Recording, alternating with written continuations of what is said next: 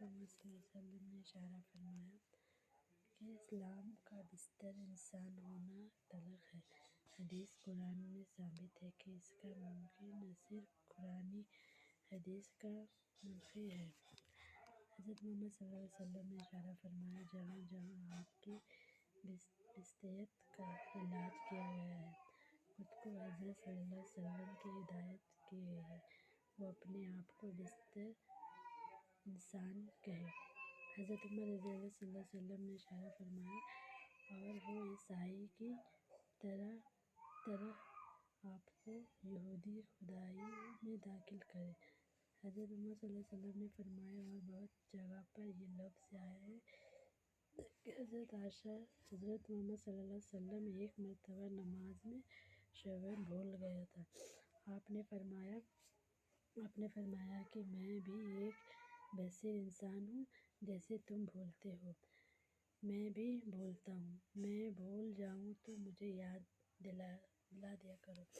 حضرت محمد صلی اللہ علیہ وسلم نے اشارہ فرمایا، بے شک بصیر انسان تھے، لہٰذا حضرت محمد صلی اللہ علیہ وسلم کی بصیرت کے قابل کو کافر سمجھنا اور کفر کہنا حضر اسلام بتانا۔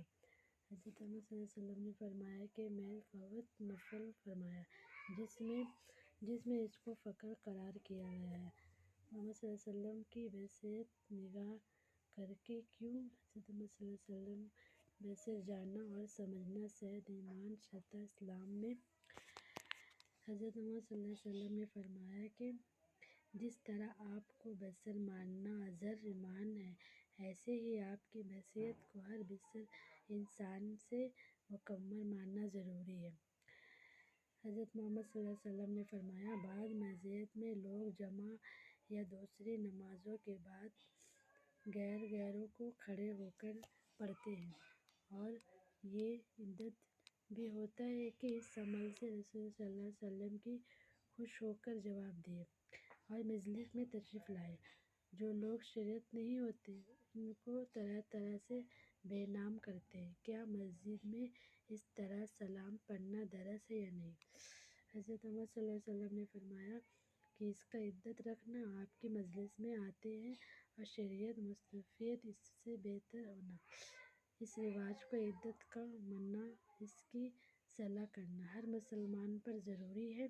بغیر اختیار لوگوں پر اور ان کے اختیار لوگوں میں معافیت ماضی بھی ہے، ان پر بھی رونا ضروری ہے۔